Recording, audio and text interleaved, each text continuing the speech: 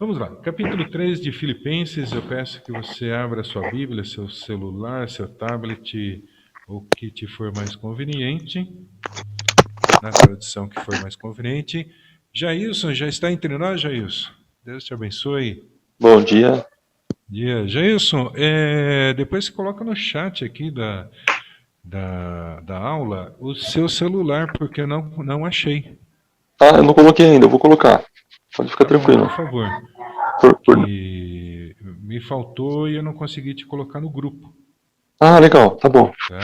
E acho que o Arnaldo também, Arnaldo, eu mando e ele fala que não é possível agregar no grupo. Tá? Mas vamos lá, vamos à leitura então do nosso texto, que diz assim: Finalmente, meus irmãos, alegrem-se no Senhor. Escrever-lhes de novo as mesmas coisas não é cansativo para mim e é uma segurança para vocês. Cuidado com os cães, cuidado com esses que praticam mal, cuidado com a falsa circuncisão. Pois nós é que somos a circuncisão, nós que adoramos pelo Espírito de Deus, que nos gloriamos em Cristo Jesus e não temos confiança alguma na carne. Embora eu mesmo tivesse razões para ter tal confiança. Se alguém pensa que tem razões para confiar na carne, eu ainda mais.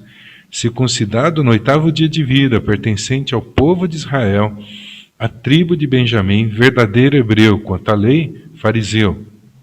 Quanto ao zelo, perseguidor da igreja, quanto à justiça que é na lei, irrepreensível.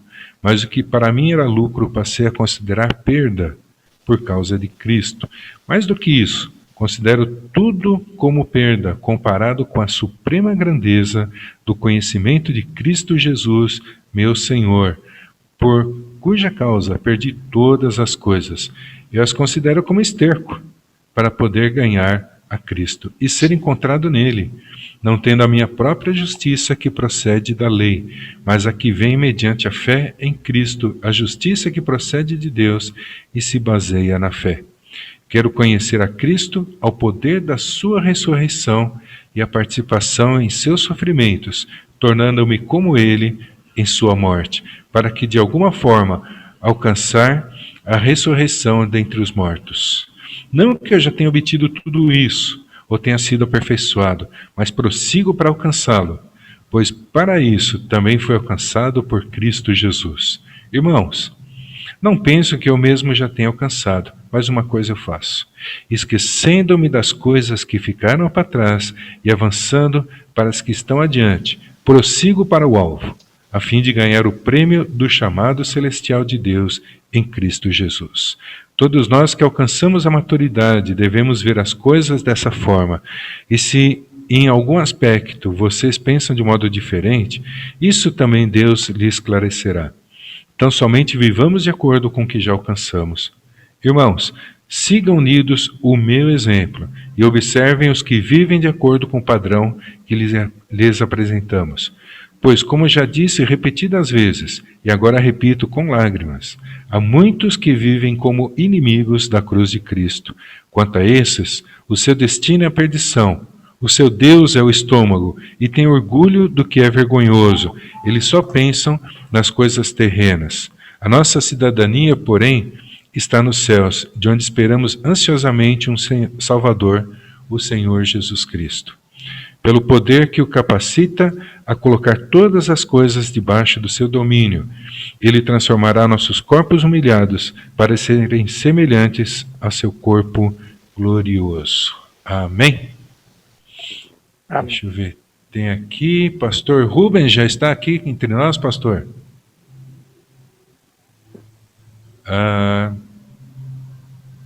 Não veio o sinal, então continuamos aqui. Gente, uma coisa que não dá para facilitar, uma coisa que pastor gosta de fazer é falar, então deixa comigo. Vamos em frente aqui. Compartilhando a tela, apresentação. Deixa eu ver aqui. Ih, ó, que beleza, vamos lá.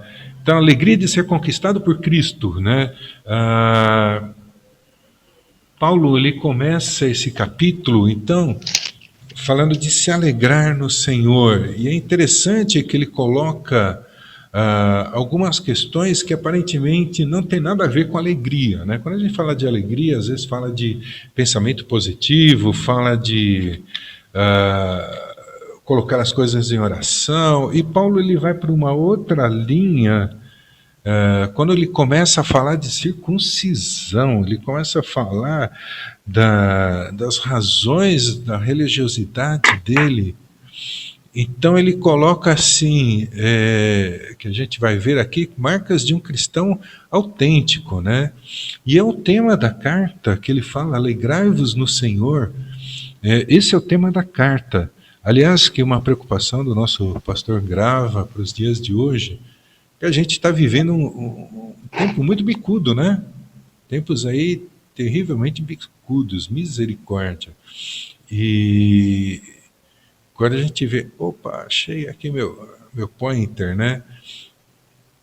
A gente vê que é fácil perdermos a linha, é fácil darmos margem para a tristeza, darmos margem para a aflição, e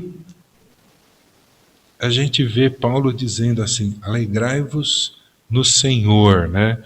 Então você fala, como que esse homem se alegra no Senhor em todas essas coisas, né? Em todas essas circunstâncias. Então, parte do que ele coloca aqui é como se alegrar no Senhor e não nas circunstâncias.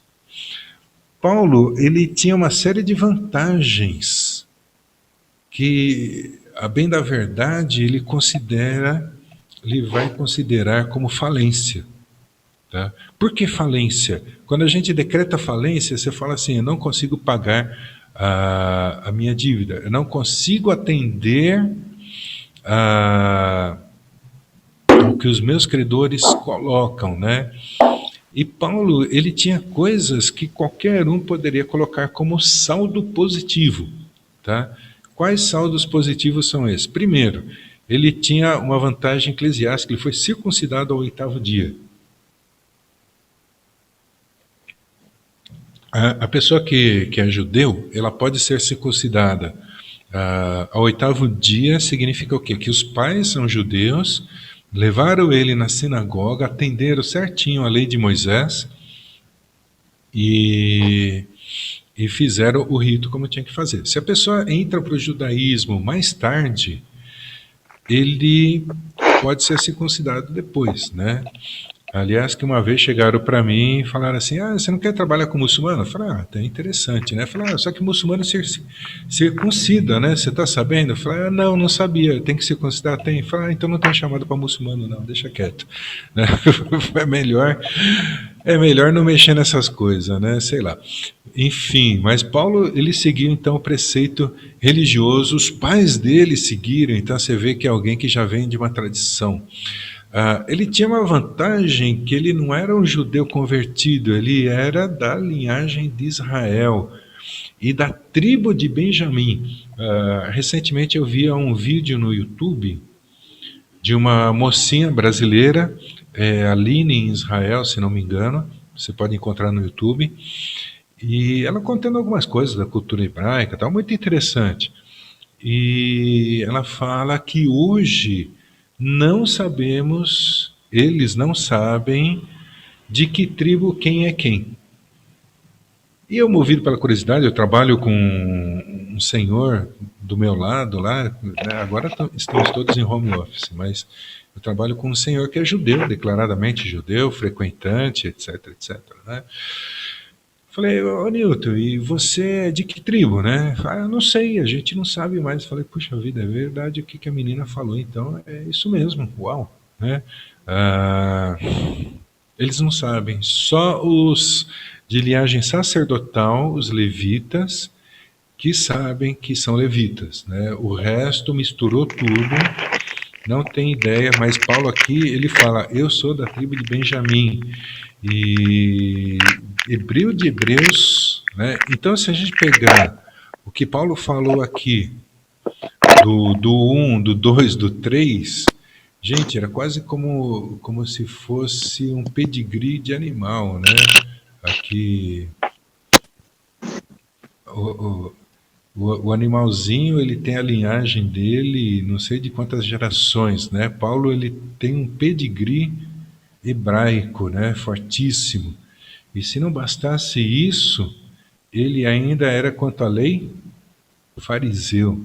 Meu Deus do céu, né? Era a seita mais rígida que se tinha. O fariseu, ele chegava a um ponto de dizer assim: opa, pastor Marinho chegou, que beleza. Ele pode nos ouvir, bem-vindo, pastor, e fique à vontade de assumir quando achar necessário. Então o fariseu, ele chegava a um ponto assim, que se ele criasse uma galinha poideira e colocasse um ovo no sábado, ele não comia aquele ovo porque era fruto de trabalho. A galinha trabalhou no sábado. Se ele criasse a galinha para que ela fosse para carne, né? Então aquele ovo não era fruto de trabalho porque a galinha era para ser comida. Então o ovo não seria trabalho. Uau, que coisa de doido, né? E então aí ele poderia comer o ovo porque não era trabalho, o ovo botado no sábado. Então esse era o nível de religiosidade de um fariseu, né?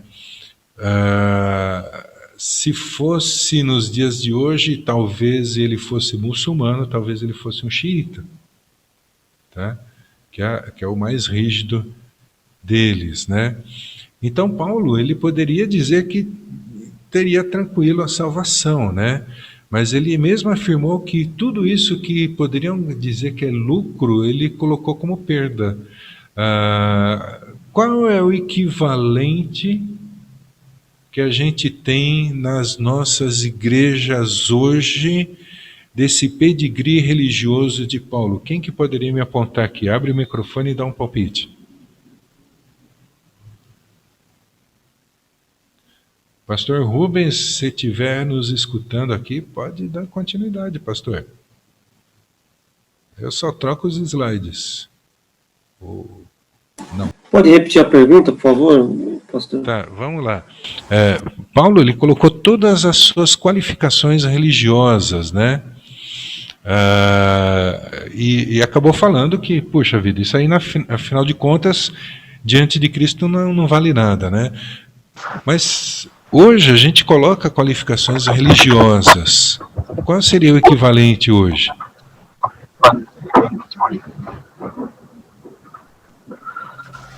Pastor, o Papa, vamos dizer assim, para os católicos que eles consideram que é a figura de Jesus depois, né? Porque eles falam que é o Papa, né?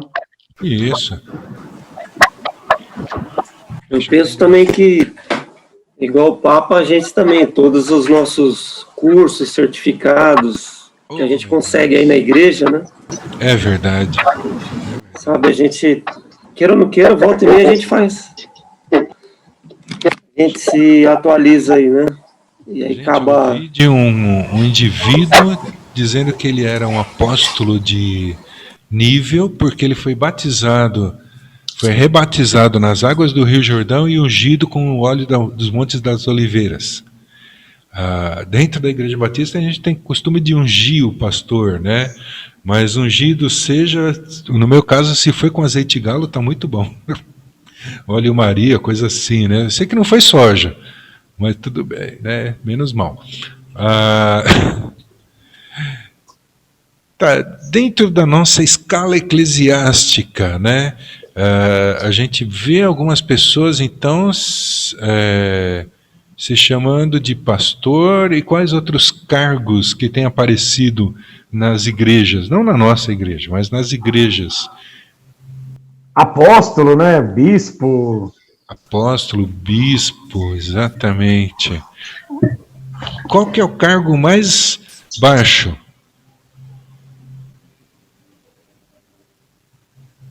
Vamos lá. Qual que é o cargo mais humilde nessa hierarquia?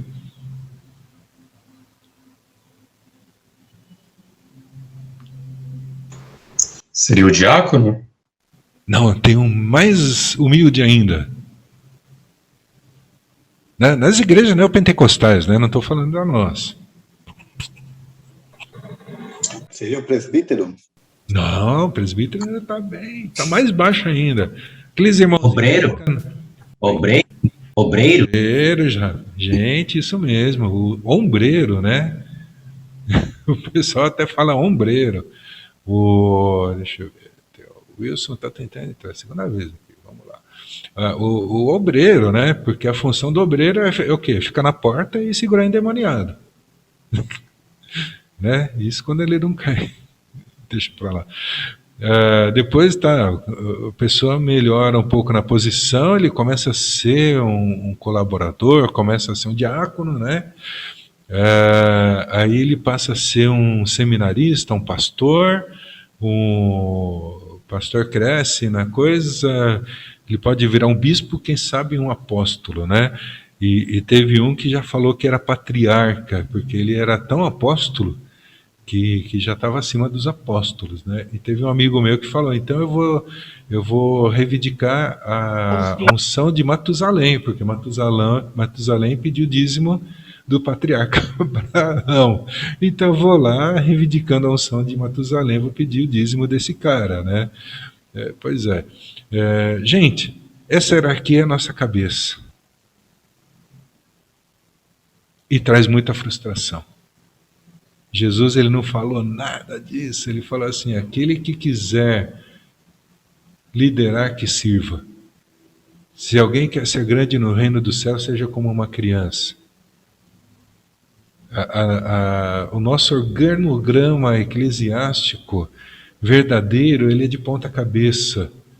O maior de todos, o principal, que foi Jesus, ele foi servo.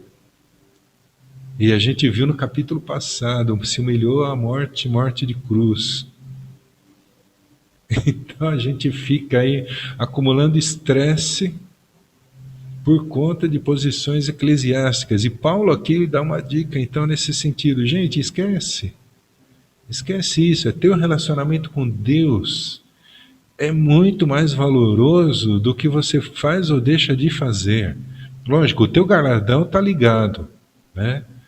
Mas já vi gente bufar porque não foi chamado de pastor. Onde já se viu? Né? Honra quem deve honra, eu tenho que ser honrado. Dá um balde para ele, uma toalha, manda lavar os pés. Né? Quem sabe aprende um pouco do que é a Bíblia. Né? E não é nem da nossa igreja, não é nem da região aqui, tá, gente? Mas eu já vi gente assim, sabe? Esperando o rufar de tambores para si. Meu Senhor do céu, que dureza, viu? Ô, pastor, Diga. eu queria fazer uma observação sobre isso que o pastor está falando no versículo 10, que Paulo fala, né? Quero conhecer Cristo, o poder de sua ressurreição e a participação em seus sofrimentos. Eu nunca vejo esses homens de Deus desejarem o sofrimento de Cristo. Eles querem sempre aquilo que é de bom, né? Eles querem sempre aquilo que seja reconhecimento, ou sejam bens e posses, né? Mas eu não vejo eles desejarem os sofrimentos de Cristo, né? Muito bem, verdade. Deus abençoe bem, muitíssimo bem colocado. E aí tem gente que fala, né, eu sou filho de pastor, sou terceira geração de pastor, grande coisa, né, para não falar outro termo. Terceira geração de pecador, gente. Né? Todos nós aqui. E que o Arnaldo muitíssimo bem colocou, gente do céu. A gente tem que ver que muitas vezes você tem que sofrer por Cristo, vai ser perseguido porque você é servo do Senhor, né? Agora, Paulo, ele descobriu então uma vida íntima com Cristo, tá? Quando o pastor Edson, né, saudoso pastor Edson, falava de tempo a sós com Deus, então ele falava com muita propriedade, né? Mas quando você olha, né, para você e considera tudo isso como perda e sabe da sua dependência de Cristo, aí a coisa começa a mudar. Como o pastor Edson falava, ele fala, quanto mais aproximo da luz, que é Deus, eu vejo quanto mais eu sou pecador. interessante, né? Gente, sinceramente, Pastor Edson, eu tinha altíssima conta, sabia que ele tinha suas falhas, pecador, etc, etc, né? Mas olha, realmente você não imagina, né? A vida daquele homem, você não vê ele, você não imaginaria ele falando um palavrão aí, que se desse uma topada do pé ou qualquer coisa assim. E ele falava, eu sou pecador. Então, né? A gente tem que entender que não é nosso esforço próprio que nos leva diante de Deus. Isso tem uma palavra, é graça. Graça, gente, graça. Uma vez eu li um livro que foi muito bom, muito bonito para mim, e o pastor que o escreveu, um pastor de Curitiba, ele fala assim: graça pode ser entendido como bondade. A graça de Deus se derramou sobre nós porque Deus é bom, porque Deus te ama, porque a gente não tem mérito, você não compra a graça, você recebe.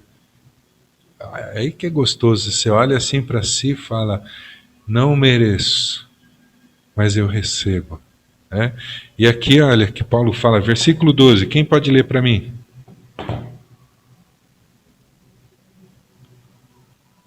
Alguém pode ler para mim aqui? Pode ler todo esse slide aqui. Não que eu tenha já recebido ou tenha obtido a perfeição, mas prossigo para conquistar aquilo para que também fui conquistado por Cristo Jesus. Joia. Alguém pode ler o slide para mim?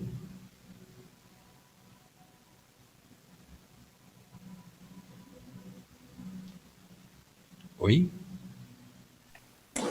Todo o alvo que Paulo desejou, isso? Isso. Para enfatizar o alvo do cristão, Paulo descreve 4 aspectos do atleta. A atitude da mente, não que eu o tenha já recebido ou tenha já obtido a perfeição. Verso 12. Como Paulo, o crente não vai conseguir a perfeição, vai continuar sendo tentado, vai cair em pecado, as dúvidas não terminarão, mesmo assim deve continuar e prosseguir para o alvo. O verso 14. Joia. Uma coisa que repetidamente nas minhas aulas eu enfatizo, e eu gosto de enfatizar porque é uma grande verdade, não sei se vocês já viram um folheto de evangelização das 4 leis espirituais, onde tem 2 círculos que fala assim, a vida sem Deus é assim, é o eu no trono, as ações todas dispersas, tal, e a outra vida é a vida com Cristo no trono, e as ações tudo bem coordenadinhas, tal. Talvez você já tenha visto isso. Sinceramente, gente, isso para evangelizar pode servir legal, mas olha, eu sou sincero em dizer que nenhuma pessoa nesse mundo está com a vida com Cristo absolutamente no centro e todas as ações perfeitamente corretas. Por quê? Porque Paulo, no nível que ele estava, ele diz assim, não que eu já tenha recebido ou tenha obtido a perfeição.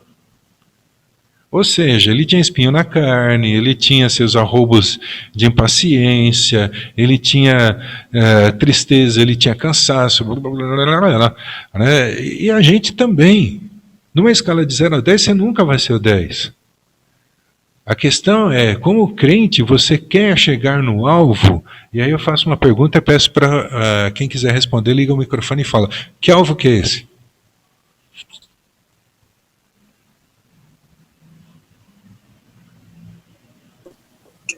O alvo é ser parecido com Cristo. É ser parecido com Cristo, exatamente.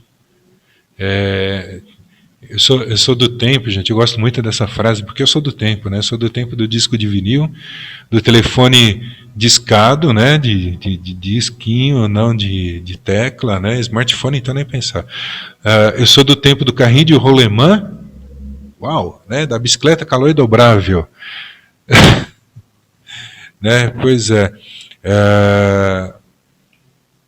E eu sou do tempo também, né, da gente saber que crente tem que confiar no Deus Todo-Poderoso, que o nosso alvo é Cristo, né? Eu sou do tempo que a gente aprende a falar assim, olha, eu quero ser imitador de Cristo. Eu sou do tempo daquele livrinho, Nos Seus Passos, o que faria Jesus. Sabe? Se a gente quer ser imitador de Cristo, primeira pergunta, nos seus passos, o que faria Jesus, né? Então o Paulo fala assim, olha, eu prossigo para o alvo, né? Versículo 13, ele fala uma coisa muito interessante. Mas uma coisa faço, esquecendo-me das coisas que ficaram para trás e avançando para as que estão adiante. Você sabe qual a maior dificuldade que a gente tem? Eu vou falar a gente porque eu me incluo nisso. Sabe qual a maior dificuldade de crente velho?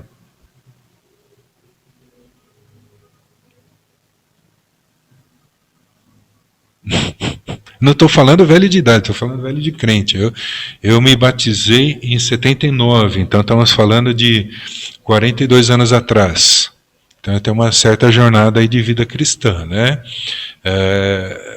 Qual é o problema de crente rodado?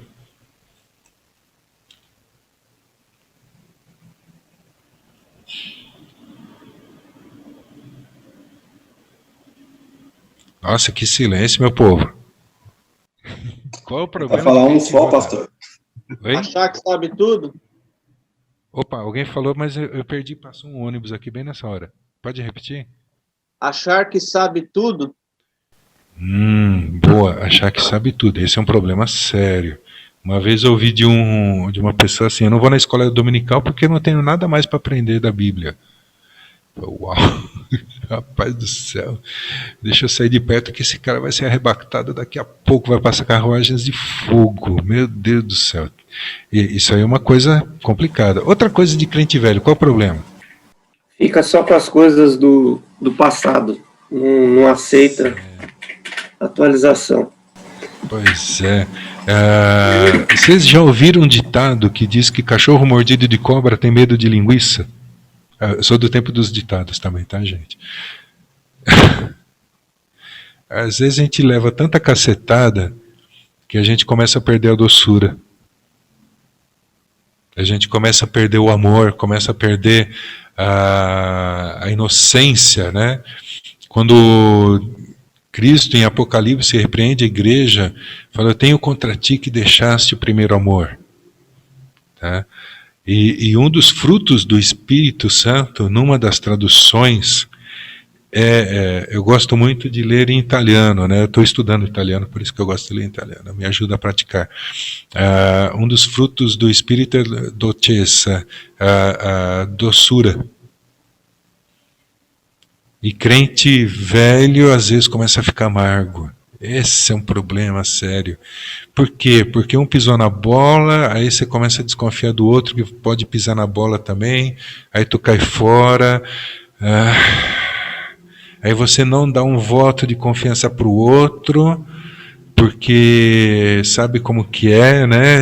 Um pisou na bola, outro pisou, não dá. Maldito o homem que confia no homem, etc, etc.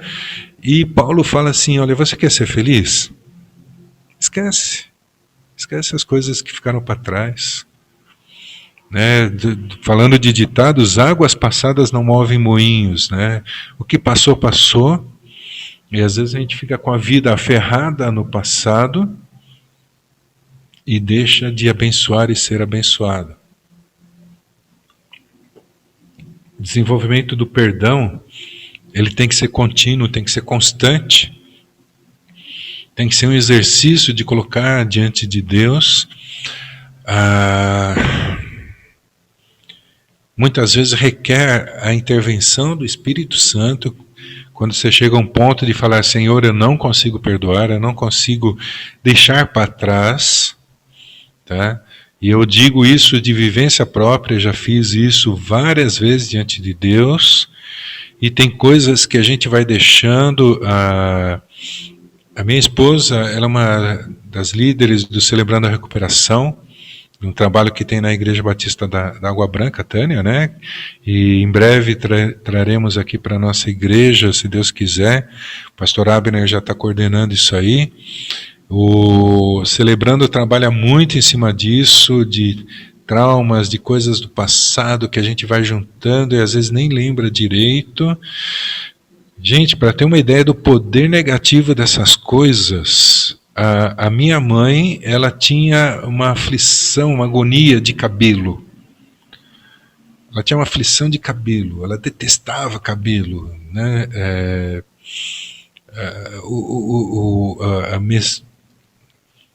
Caramba, entrou a palavra em inglês.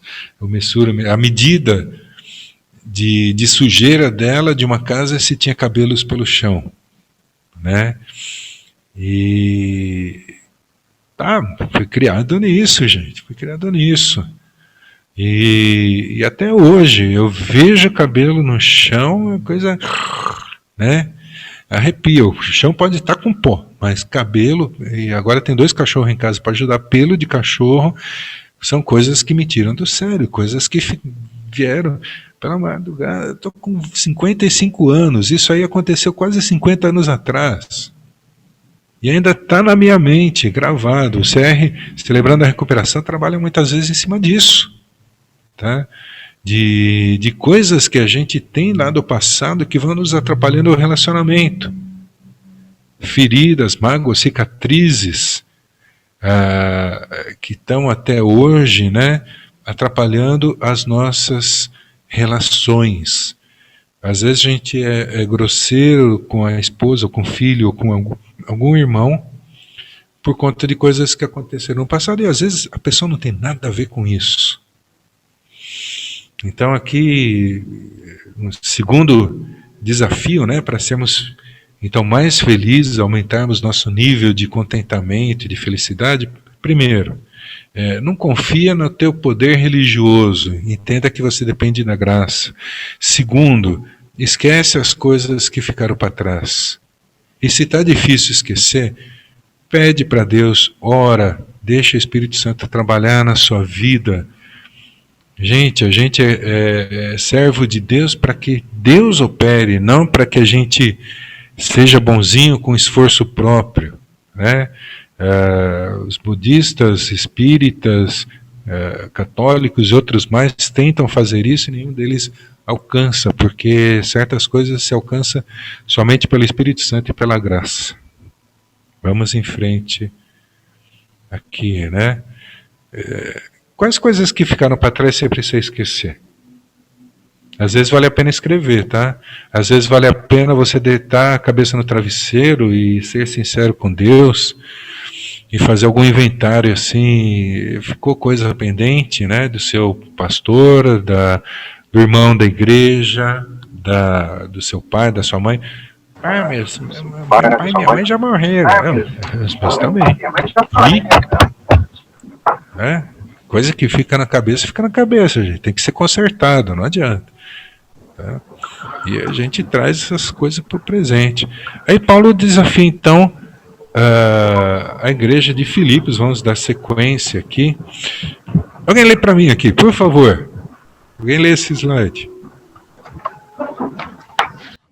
Eu leio. Estão me ouvindo? Sim. Paulo apresenta 3 desafios para a igreja de Filipos. 1. Limitar o exemplo de Paulo. Imitar, né? Sede imitadores meus e observai os que andam segundo o modelo que tendes em nós. Legal. Uma vez me falaram assim, se você não puder dizer para alguém me imite, alguma coisa errada tem na tua vida. Inclusive, gente, sinceramente, o modelo de imitação é saber reconhecer suas falhas. Tá? Se você falar assim, imagina alguém me imitar, você tá louco. Não, tem que imitar, inclusive o reconhecimento que você é pecador. Tá? Evitar os maus exemplos. São os inimigos da cruz de Cristo. O destino deles é a perdição, o Deus deles é o ventre, a glória deles está na infâmia, porque só se preocupa com as coisas terrenas. Quem que são esses inimigos? É de dentro da igreja ou de fora da igreja?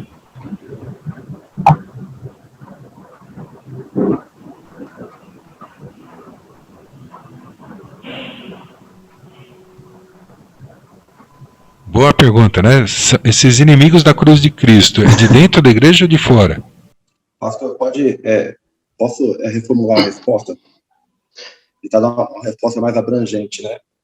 Pode ser os inimigos de Cristo, pode ser aqueles que estão dentro da igreja, porque pode ser aqueles que não nasceram ou não morreram em Cristo, né? E, no demais, de uma forma mais abrangente, todos aqueles que são contra a cruz de Cristo, né? Isso, então você pode ter inimigos de Cristo, da cruz de Cristo, de fora. E esses são os mais evidentes, né? Mas você sabe que encontra dentro, né? Sim, porque a religião, né? Pois é, pessoas que são religiosas, mas passou longe de Cristo. Ananias e Safira já foi lá no começo, né? Que Pedro teve que repreender. Quando fala que é interessante, né? O Deus deles é o ventre. O cara tá só pensando no seu umbigo, gente. Pastor, quando a pessoa fala assim, me respeita, porque eu sou isso, eu sou aquilo, né? E a gente fala que aquele que está em Cristo está morto, né? Então qual é o direito que a pessoa tem? Qual é o direito que o morto tem, né? Então, exatamente, não. Tem gente que quer ser mais do que é. Misericórdia. Viu, pastor? Diga. Também tem um detalhe, viu? A carta para a igreja, né? Então, Sim. a gente entende que ela serve para o mundo, mas ela é especialmente para nós, né? Porque é nós que praticamos, né? Exatamente. Aí você começa a ver que tem pessoas que o negócio dele é holofote, é aplauso, né? Esses são maus exemplos. Isso aí a gente não tem que seguir. Tá? Então quer ser aumentar o seu nível de contentamento, não se aproxime ou não,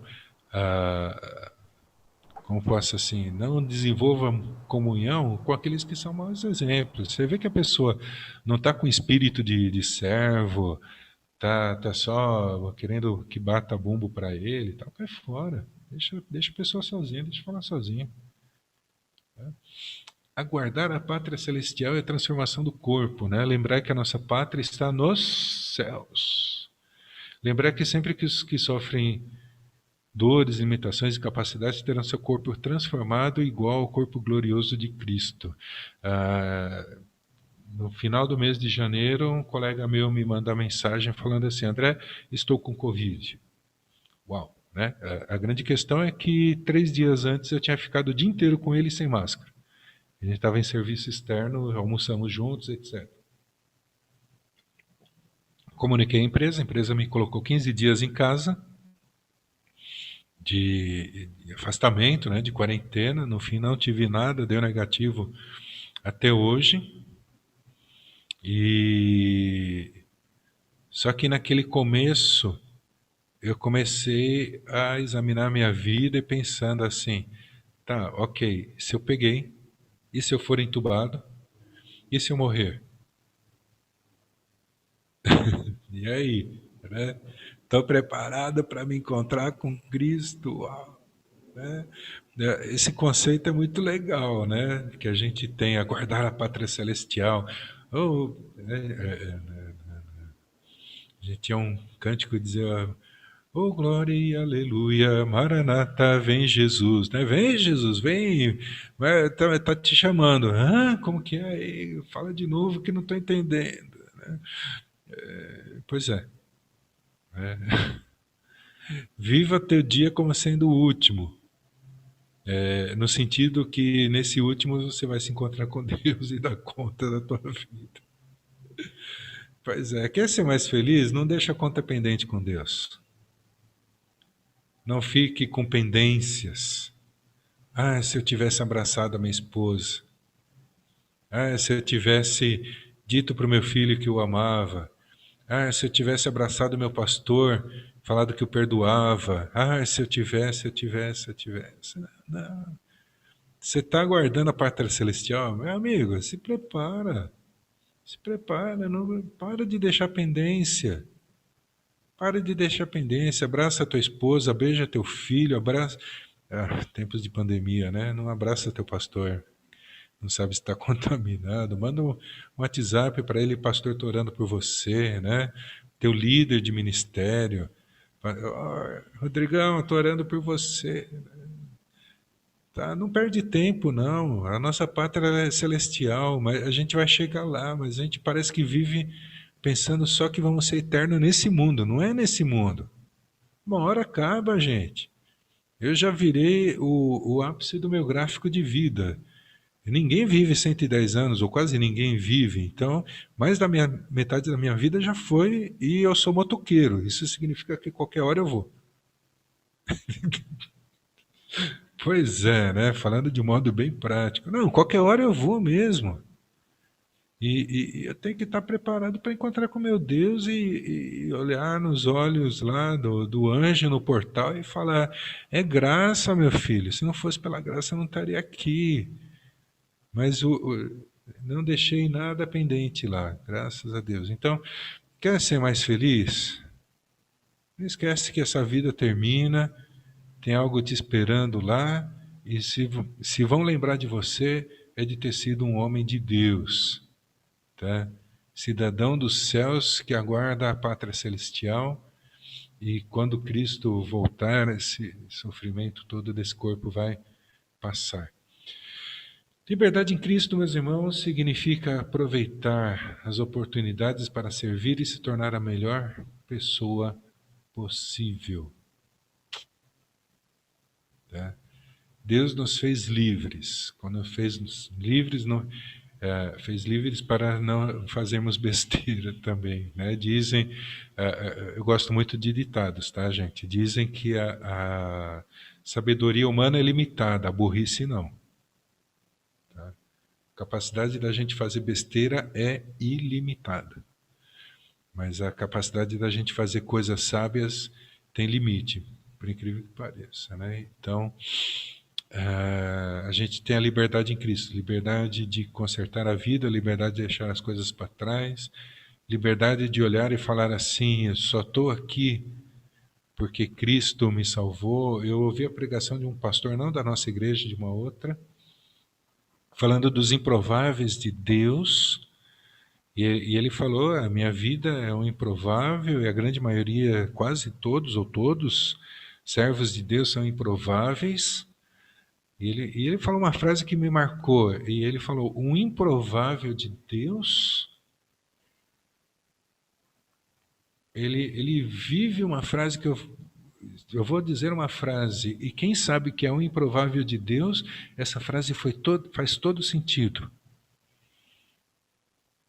E ele disse assim: não foi sorte, foi Deus. Entendeu? Não foi sorte, foi Deus. Onde você chegou até hoje? O que você conquistou? Quais são as bênçãos? Foi sorte? Não foi sorte, foi Deus. Pastor Rubens, vamos lá, pastor. Estou ansioso pela tua palavra, meu jovem. Graça e paz a todos. Finalmente a minha internet está falando um pouco. Estava picotando. A Vivo deixou a gente na mão aqui hoje. E que é fibra ótica. E eu estou falando com o meu celularzinho aqui de modem. Então, às vezes falha um pouco, mas pude acompanhar alguns pedaços da aula. Só completando que o pastor André estava falando, a questão de nós somos cidadãos dos céus, a nossa cidadania. Paulo está falando a igreja de Filipe, porque a igreja de Filipe era uma igreja grega. E, no entanto, eles tinham a cidade como uma colônia romana. E como colônia romana, eles tinham alguns direitos romanos. E se a gente olhar para as nossas vidas, nós também somos cidadãos dos céus, tá certo? Nós estamos aqui na terra de passagem, e como cidadãos dos céus, a gente deveria viver como cidadão dos céus, olhando para Cristo, porque Cristo é o nosso mestre, o nosso sumo pastor, e Paulo bate bastante, enfatiza muito nesse terceiro capítulo, além de dar uma historiada na sua pessoa, ele realmente faz o retrospecto da sua vida, daquilo que ele achava que, antes de aceitar a Cristo, era para ele orgulho, motivo de orgulho, todos os títulos que ele tinha, toda a sabedoria que ele tinha. E ele fala que colocou isso numa balança, e tudo que era crédito, que ele achava que tinha, por conhecimento da palavra de Deus, conhecimento da religião, usos e costumes, ele fala depois que colocou tudo isso do lado de débito, não como crédito. Então, isso realmente levou a Paulo a ter uma visão diferenciada, e caiu de novo.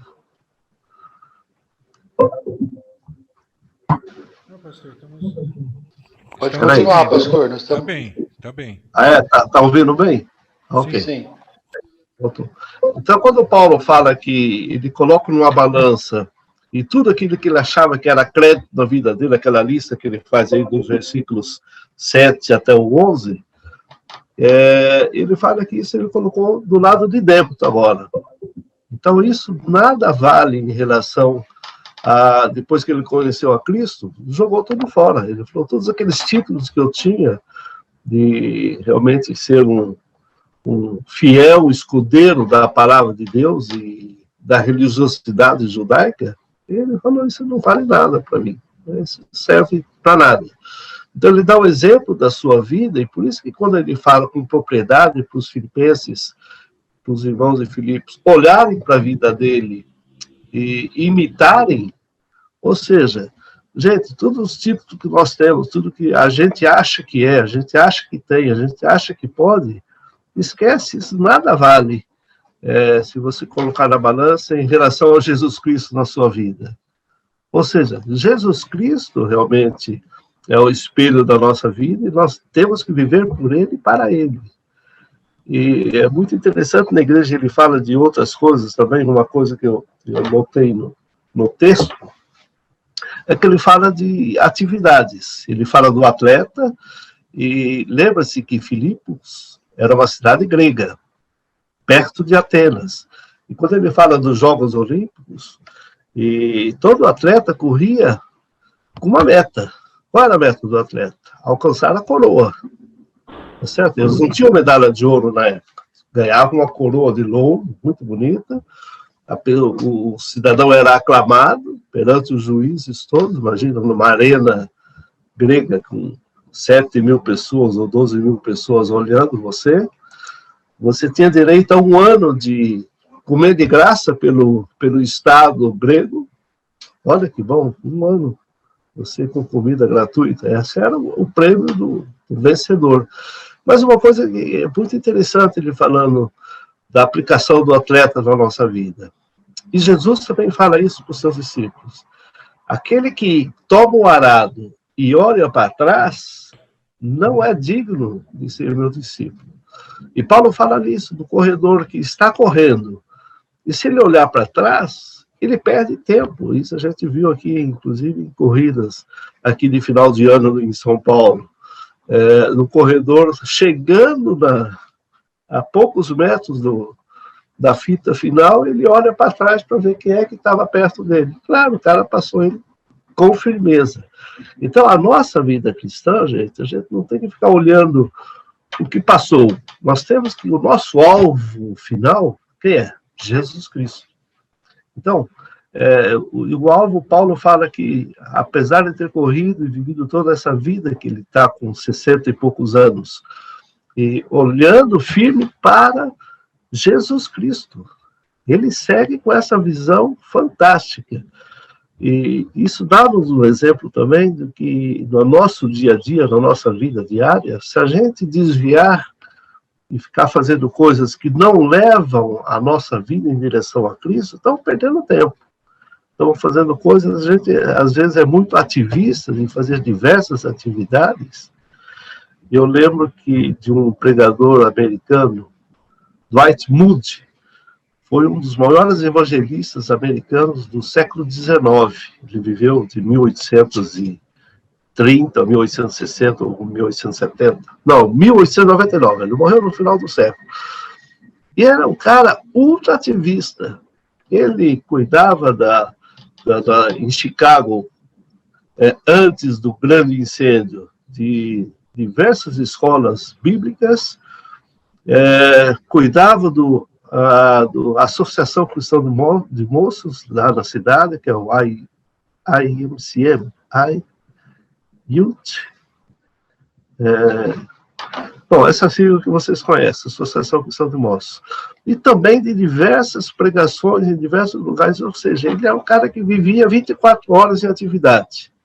E aí teve um grande incêndio na sua cidade de Chicago. O que aconteceu com a sua vida? Depois do incêndio, ele parou para pensar, a sua igreja foi devastada, foi queimada também, era uma igreja grande. Ele parou e falou, olha, eu tenho que me dedicar somente a uma coisa, pregar Jesus Cristo. Tornou-se o maior evangelista do século XIX. Foi para a Inglaterra, conheceu alguns conterrâneos dele, que pregavam ali na Inglaterra, e entre eles Spurgeon. Teve a oportunidade de pregar na igreja de Spurgeon, que era a maior da Inglaterra na época, de 5 a 7 mil pessoas, pregou em estádios, ou porque ele focou em uma única coisa. E se olha para os exemplos nossos, hoje a gente olha para a nossa igreja, às vezes a gente é desfocado, a gente chuta aqui, chuta ali, pega um cargo aqui, pega outro cargo ali. Gente, a gente tem que ter um foco na nossa vida.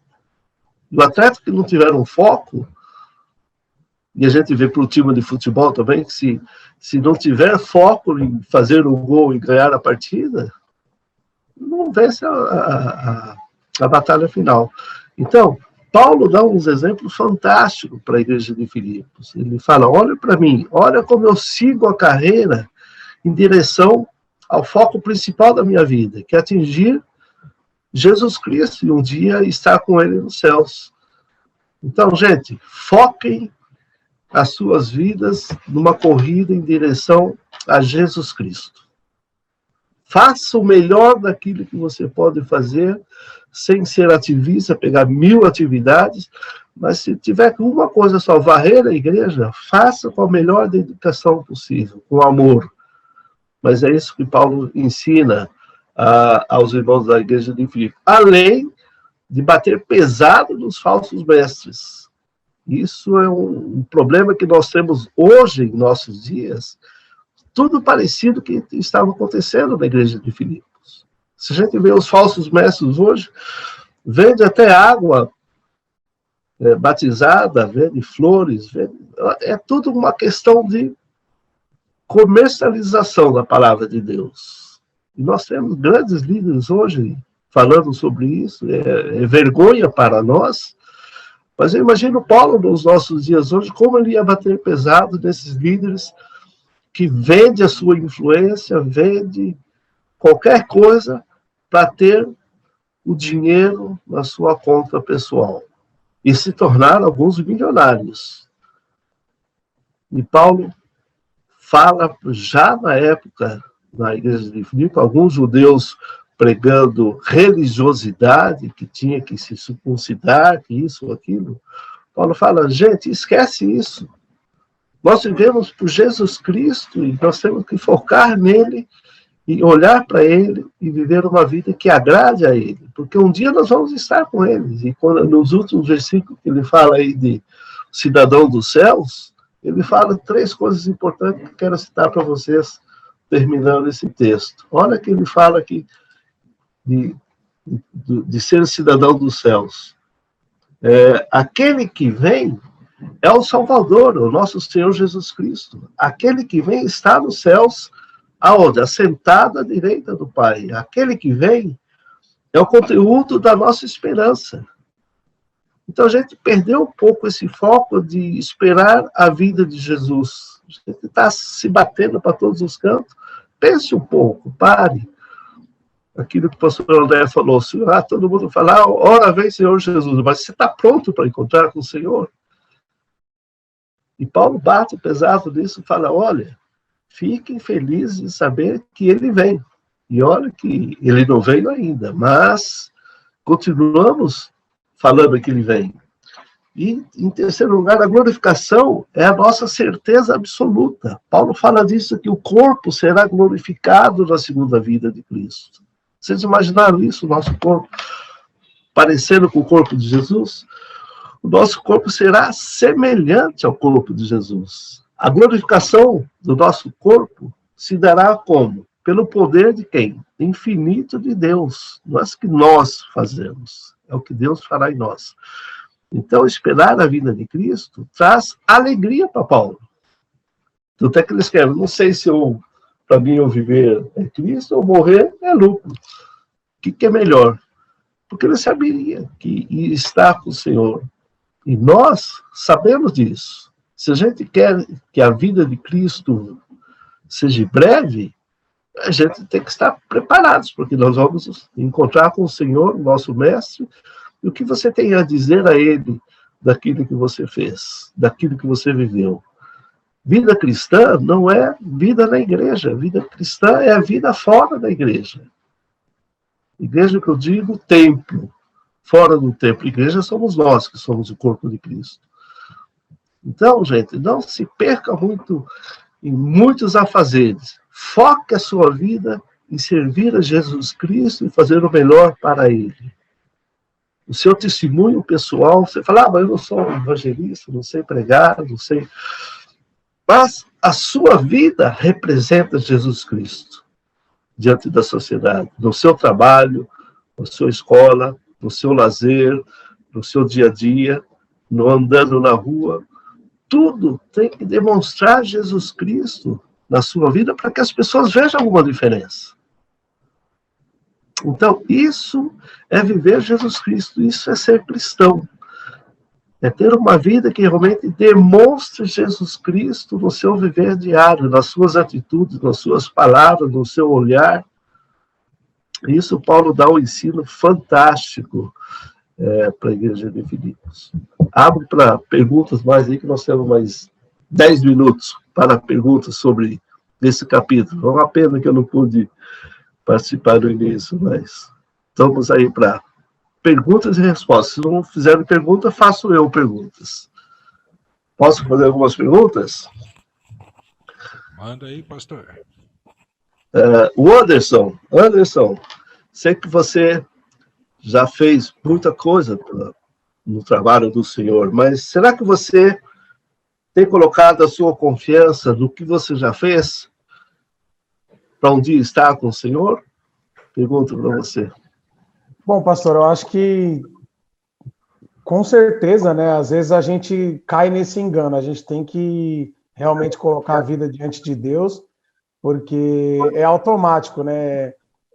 Antes de entrar na primeira igreja batista, na verdade, eu fiquei 3 anos em outra igreja, 4 anos em Limeira, né? Onde eu me converti, e eu ficava apenas no banco. Eu nunca tinha exercido nenhum cargo de liderança nem nada, mas eu vejo que hoje o quanto foi bom esse tempo, porque hoje eu aprendi um pouco mais, mas com certeza a gente tem que batalhar assim e lutar, porque é natural nosso de ser humano de gostar do holofote, de querer, né? E isso não vou mentir, porque realmente acontece, e a gente tem que sim colocar a vida diante de Deus, porque se deixarmos nos levar, né? Porque foi muito automático, eu já fui fazendo, entrando e sendo líder, nunca tinha sido líder de nada dentro da igreja, e isso realmente a gente tem que lutar. Então, já aconteceu sim, e aí é colocar a vida em oração para não deixar, né, e seguir esse exemplo de Paulo mesmo, que nos ensina aí a lutar contra isso, né? É verdade, porque se a gente olhar para a vida de Paulo, é um cara que ele sim podia dizer para nós que eu merecia a salvação, tudo que ele fez pela sua religião, porque ele achava que era certo. Então, veja o que o Anderson falou, que aquilo que a gente faz, gente, é nada em vista que Cristo fez por nós. Ele só deu a sua vida na cruz do Calvário, pagou o seu sangue precioso para nos comprar. Então, tudo que fizemos por ele ainda é nada pelo que ele fez por nós.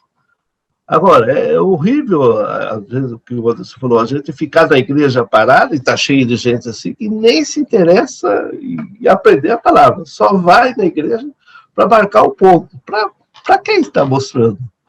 Olha, eu estou aqui, vim hoje, assiste, vai embora, mal falo um oi para os irmãos, porque não dá para se eu ficar conversando, vai que alguém pergunta alguma coisa para mim, né? Então já cai fora logo. Tá cheio de gente assim na igreja. Gente que vai assistir ao culto, não vai participar, louvor ao Senhor. Hoje eu vou assistir o culto em tal lugar. Que bom. Então, assistentes está cheio. Agora, quem realmente se coloca à disposição para colocar a mão no arado, ou com a sua vida, não necessariamente, gente, eu quero dizer que vai haver cargo para todos nós na igreja. Nós somos lá mais de 1.000 pessoas, se todo mundo tiver um cargo na igreja. Quem vai dar testemunho lá fora? É lá fora que nós trabalhamos para o Senhor, através da nossa vida é que tem que realmente demonstrar frutos. Será que nós não temos acreditado muito nos créditos perante Deus, que é aquilo que Paulo falava? Por tudo que nós já fizemos por Cristo? Gente, vale a pena até o último minuto que estamos respirando, demonstrarmos Cristo em nós. Não espere satisfações, não espere glórias, não espere reconhecimentos do seu pastor, da sua igreja. Não. Você está fazendo por Cristo e para Ele. Muita gente desanima aquilo que o Anderson falou, porque às vezes trabalha na igreja, faz um monte de coisa. Pô, nunca me falaram, obrigado, cara, pelo que você fez. Olha, joia, hein? Você está fazendo muito bem. Não esperem isso. Lembre-se que quem está olhando para você é o Senhor Jesus, a quem nós servimos. Então, nós só somos servos, então não tem grande servo. Olha, um grande servo do Senhor, não existe grande servo. Servo é servo, servo para servir. Alguém quer fazer alguma pergunta? Senão faço outro aqui. Eu me considero um grande servo porque eu estou com mais de 100 quilos, né? 1,80 m. Grandão, né? É um servo grande, né? Não sei se é um grande servo. Só assim. Pastor. Fala quem está falando. Arnaldo. Fala, Arnaldo. Eu queria só fazer uma observação sobre isso que vocês estavam falando agora.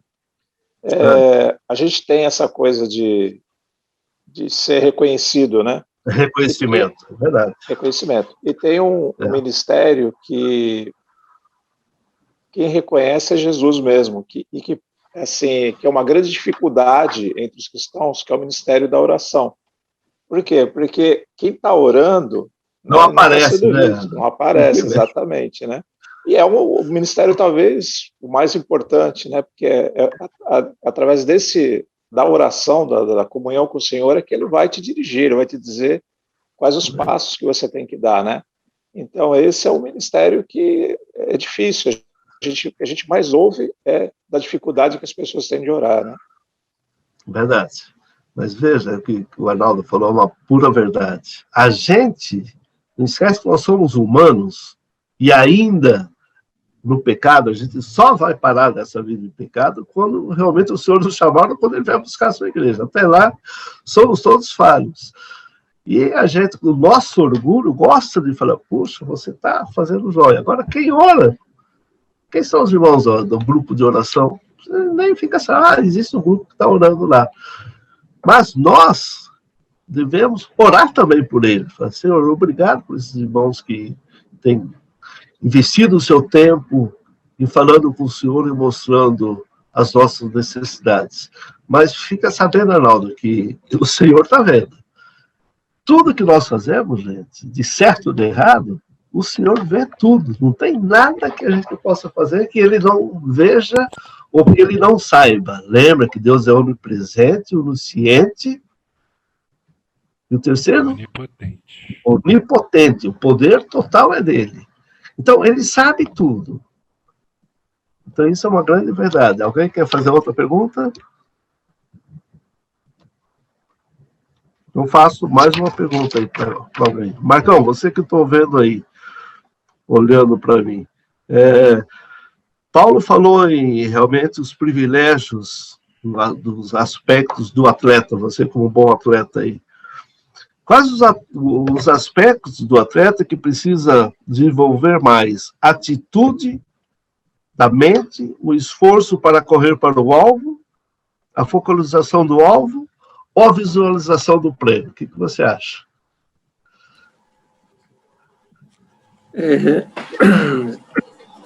Eu acho que o terceiro aí que você falou, qual que é o terceiro? Visualização do prêmio. Não, não é esse não. É que eu não estou vendo, né? Olha aqui, eu vou repetir para você. Quais dos aspectos do atleta você precisa desenvolver mais? Atitude da mente, o esforço para correr mais para o alvo, a focalização do alvo ou a visualização do prêmio? Não, a focalização do alvo. Quem é o nosso alvo? O alvo é Cristo, né? Então, muita gente trabalha, às vezes, gente, não olhando o foco do nosso alvo, mas olhando o prêmio. Aí perde o foco do alvo. Time de futebol que entra para já veio a taça, vou correr a taça, já ganhei. Só que esquece de jogar bola. Não ganha.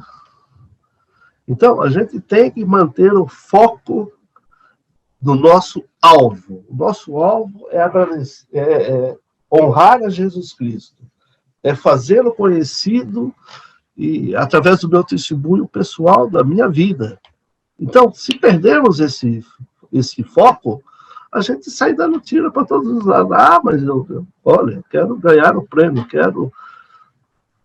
Então, veja, temos que trabalhar mirando o nosso foco, que é Jesus Cristo. Alguma outra pergunta? Tem bastante gente que eu não estou vendo, mas... Pastor, já estamos aqui no horário, né? Já estamos vencendo. Queria agradecer, então, a participação do pastor aqui na aula, né?